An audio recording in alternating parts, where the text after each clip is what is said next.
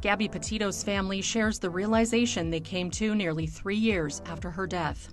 In 2021, the van life blogger was found strangled to death in the Bridger-Teton National Forest in Wyoming, following a trip with her then-fiancé Brian Laundrie, who later died by suicide and left behind a confession of killing her. In the aftermath of her death, the late 22-year-old's parents, Nicole Schmidt and Joe Petito, as well as their spouses, Jim Schmidt and Tara Petito, have grieved by supporting survivors of domestic violence. In fact, the two couples, who refer to themselves as Gabby's foreparents, have become completely dedicated to the Gabby Petito Foundation, which they first established in October 2021.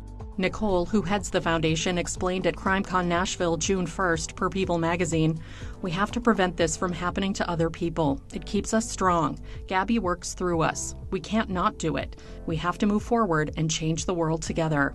Gabby's case began amid a cross-country road trip with Brian, during which the police were called to respond to a, quote, domestic problem about a month before Brian returned to the couple's Florida home without her. Soon after, Gabby's parents reported her missing, and Brian became a person of interest in the case, but exercised his right not to speak with authorities until he disappeared himself.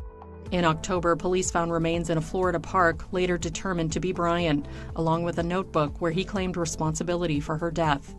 Through the Gabby Petito Foundation, the family has already seen the ripples their activism and their daughter's own story has had. As Joe explained, we get emails and messages on social media on how many people have left their bad relationships because of Gabby's story.